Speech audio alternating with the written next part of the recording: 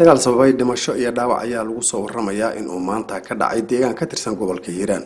Dagaalku waxa uu dhaxeeyay maleeshiyo hubeysan oo loo yaqaan Macawisley iyo ciidamo Ethiopian ah oo la sheegay inay ka soo kicitmeen saldhig ay ku lahaayeen gobolka Bakool. Dagaalka ayaa bilowday markii ciidamada Ethiopian-ka ay si kadis ah ugu soo dhaceen saldhig ay leeyihiin Macawisley oo dagaal adag kula jirta maleeshiyada Al-Shabaab. Wararku waxay sheegayaan in dagaalku socday cabaar dabadeedna uu iskiisu taagay. lamana xaqiijin khasaaraha rasmiga ah ee ka dhashay dagaalkaas waxaase lagu soo waramayaa in dhowr iyo 10 qof oo ka kala tirsan labada dhinac ee diriraya ay ku dhinteen kuwa kalena ay ku dhaawacmeen. maleeshiyada Macawisley waa xoogag iskood isu abaabulay oo isugu jira xoolo dhaqato iyo beeraley waxaanay la dagaalamaan maleeshiyadka Al-Shabaab. Macawisley oo ka dhisan gobolada Hiiraan, Shabeellaha Dhexe iyo Bakool ayaa isu abaabulay in ay iska dhiciyaan dagaalyahanada Al-Shabaab si ay uga baaqsadaan xoolo laga qaado oo baad ah kuwaas oo la sheegay in ay yihiin sikooyin waajibna ay tahay in la bixiyo. dowladda Mareykanka ayaa ku dhawaaqday inay xayiraadii saarneyd ka qaaday shirkadda Barakaad oo ah shirkad ganacsi oo laga leeyahay Soomaaliya. Barakaad ayaa xayiraada waxaa la saaray sanadku markuu ahaa 2001 kadib markii lagu eedeeyay in ay ku lug leedahay qaraxidii Mareykanka ka dhacay 12 Sebtembar ee sanadkaasi.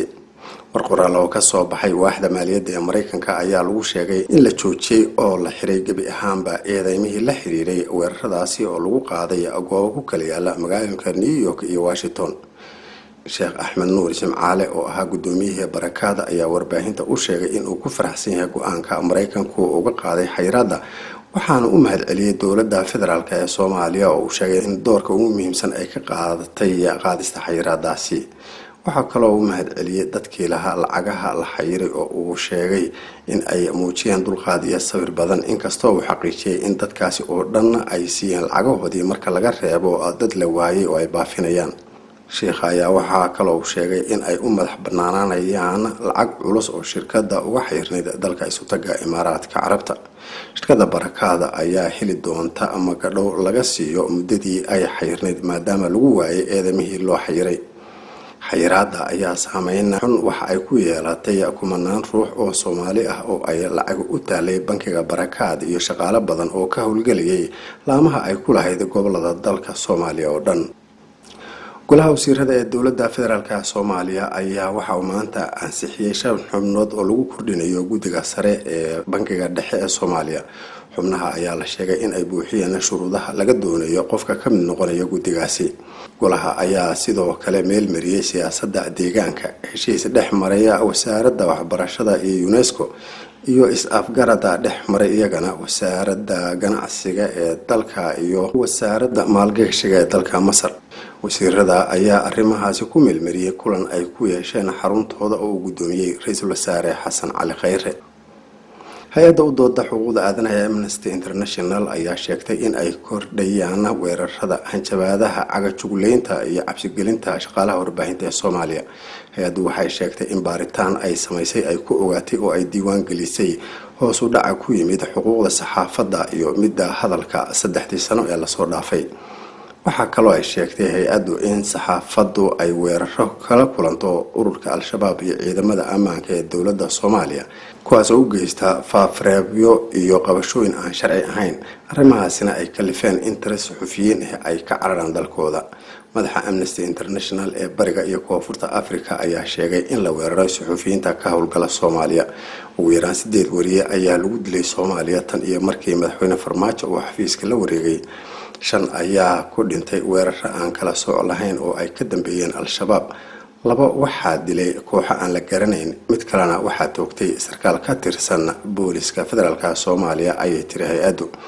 Amnesty ayaa waxa kale oo ay sheegtay in 2 sano ee la soo dhaafay ay diiwaan gelisay 16 akoon oo Facebook oo hawada laga saaray kuwaas oo intooda badan ay lahaayeen wariyayaal Soomaaliyeed. ugu dambeyn hay-adda ayaa ka codsatay madaxweynaha Soomaaliya inuu qaado tallaabooyin degdeg ah oo lagu xaqiijinayo xorriyadda hadalka iyo saxaafadda iyo in baaritaano rasmi ah lagu sameeyo eedeymaha la xiriira xadgudubyada lidka ku ah xuquuqda aadanaha iyo xorriyadda saxaafadda. tababar kor loogu qaadayo tayada suxufiyiinta ka howlgala telefishinada Soomaaliya ayaa lagu soo gabagabeeyay magaalada Muqdisho. Tababarka oo socday 5 maalmood ayaa waxaa fulintiisa iska kaashanaya ururka qaranka suxufiyiinta Soomaaliyeed ee NUSOJ iyo Maxadka Warbaahinta ee Al Jazeera, waxaana diiradda lagu saaray horumarinta dhalinyarada suxufiyiinta ah ee ka howlgala telefishinada. wariyaashaas oo aan helin tababaro caalami ah ayaa tababarka lagu barayay waxyaabaha saldhigga u ah wariyaha xirfadyahanka ah ee telefishinka ka shaqeynaya. waxaa kale oo la baray wariyaashaas sida ay ugu shaqeyn lahaayeen tiknoolajiyada casriga ah, luqadda warfaafinta iyo siyaabaha loo adeegsado warbixinada maalinlaha ah ee telefishinka iyo wareysyada. wariye Maxamed Cadow oo bixinayay tababarka ayaa wariyaashaasi ku ammaanay in ay yihiin howlwadeeno karti leh. NUSOJ iyo Maxadka Warbaahinta ee Al Jazeera ayaa waayahanba iska kaashanaya tababaro loogu talagalay horumarinta suxufiyiinta Soomaaliyeed.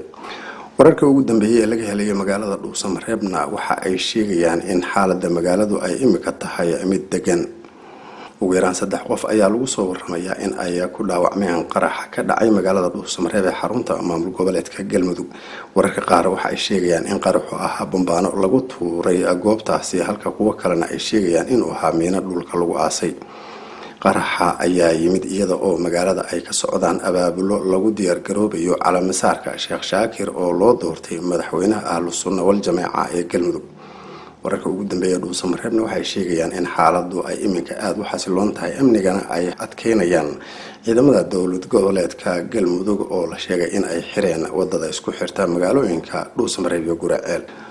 xagga wararka dibaddana baarlamaanka dalka Itoobiya ayaa ansixiyay sharci lagu ciqaabayo dadka lagu helo falalka la xiriira isirna caybka, takooridda iyo marin habaabinta. ansixinta sharcigan ayaa waxa uu codeeyay 325 xildhibaan waxaana ogolaaday 300 oo mudane. sharcigan ayaa dhigaya in qofka lagu helo hadallada isirna caybka ah iyo wararka been abuurka ah uu mutaysan doono lacag ganaaxa oo gaaraysa $3,100 iyo 2 sano oo xabsi ah. xildhibaanada ayaa waxa ay hadalladaasi ku macneeyeen in ay noqon karaan cunsuriyad lagula kaco koox iyada oo wax laga sheegayo asalkooda, jinsiyadooda, diintooda ama in ay leeyihiin. dowladda Itoobiya ayaa tallaabadan uga hortagaysa rabshooyin ku salaysan isirka oo ku soo noqnoqday dalkaasi. ansixinta qaanuunkanina waxaa lagu soo beegay iyada oo lagu wado in bisha Agast ee sanadkan ay dalkaasi ka dhacaan doorashooyin taariikhi ah. waxaa dib u laba kaclaysay tirada dadka ku dhimanaya cudurka halista ah ee coronavirus ee gobolka Hubei, taas oo hoos u dhac laga dareemayay maalmihii la soo dhaafay. wararka ugu dambeeyay ayaa sheegaya in 24 saac ee la soo dhaafay ay cudurkaasi u dhinteen ku dhawaad 250 qof gobolka Hubei oo kaliya. sidoo kale waxaa iyaduna korortay tirada dadka uu soo ridanayo xanuunkaasi oo iyaduna sii cagcageynaysa ku dhawaad 14,850 qof. dowladda Shiinaha ayaa dhawaan shaqada ka iriday 2 ka mid ah mas'uuliyiinta gobolkaasi, hase yeeshee waxaa sii laba laxaadsaday tirada dadka uu soo ridanayo cudurkaasi. tirada guud ee dadka u geeriyooda cudurkaasi ayaa lagu soo waramayaa inay gaarayso 1,350 qof, waxaana uu soo ritay 60,000 oo qof oo kale. muddooyinkii ugu dambeeyay ayaa dalka Shiinaha waxaa lagu dhaleeceynayay in uu sidii ugu habbooneyd uusan wax uga qabanin halista cudurkaasi. dad badan oo u dhashay dalka Shiinahuna waxa ay ka caraysan yihiin dhimashada dhakhtar hore uga digay xanuunka corona, waxaana ay sheegeen in la dhayalsaday digniinta uu bixiyay. xukuumadda Beijing ayaa koox baarayaal ah u dirtay Hubei si ay u soo baaraan qaabka loo daweeyay dhakhtarkaas oo la sheegay inuu ku geeriyooday magaaladaasi. dadka reer India gaar ahaan kuwa ka soo jeeda gobolka Kashmir ee lahaantiisa ay isku hayaan dowladaha Hindiya iyo Pakistan ayaa eedeymo culus u jeediyay filan lagu magacaabo Shikaaraha oo laga sameeyay gobolkaasi iyo directorka soo saaraha filimka ayaa lagu dhaliilay inuu dhaqaale ka sameynayo filimka isaga oo la sheegay inuu ka faa'iideysanayo dhibaatooyinka culus ee dadka reer Kashmir ay ku sugan yihiin xilligan. waxaa kaloo lagu eedeeyay in uusan wax ku filan ka sheegin dhibaatooyinka soo maraya dadkaasi iyo kuwa haysta xilligan toona.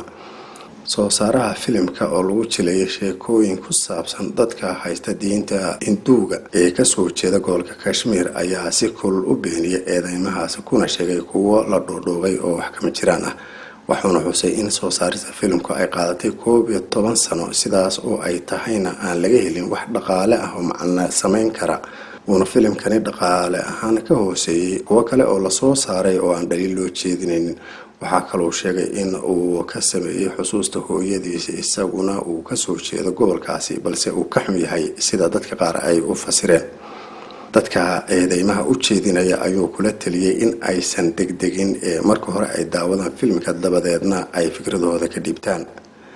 qisada ugu weyn ee filimku ka hadlayo ayaa waxa ay tahay dhibaatooyinka soo maray dadka gobolkaasi gaar ahaan qax iyo barakac aad u saameeyay dadka reer Kashmir oo dhan.